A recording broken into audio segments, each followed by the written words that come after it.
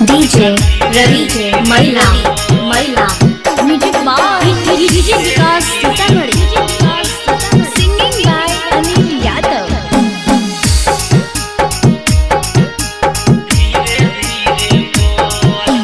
नदी किनारा में बोले कोई लड़िया पनिया मारे शोर तनिका धीरे धीरे बोल।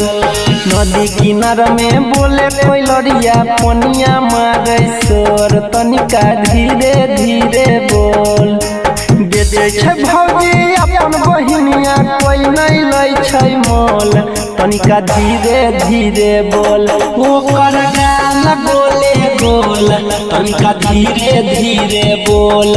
ओकर गाल बोले बोल तनिका धीरे धीरे बोल।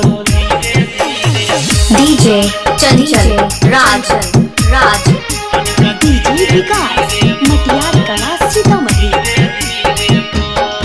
अरे ओठ में लगैने ओठ लाली लाले लाल रे मुसकी पहै छै मधुबनी में बवाल रे।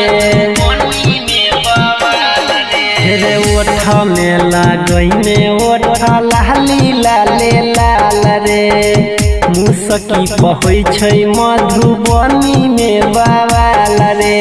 भैया हमर ताल ठोकै छै हम ही लेबै मोल।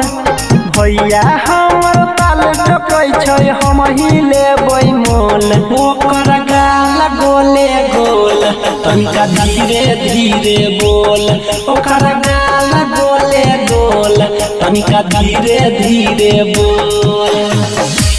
डीजे रवि महिला डीजे विकास मटियार कला सीतामढ़ी।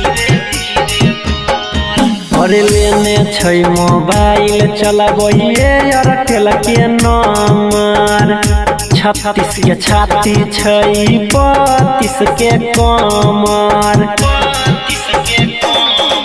अरे लेने छै मोबाइल चलबैये एयरटेल के नंबर 36 के छाती छै 32 के कमर। परवीन देवेंद्र अनिल रूपेश के कहै बकलोल।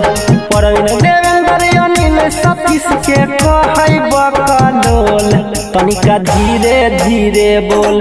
ओकर गाल बोले बोल तनिका धीरे धीरे बोल।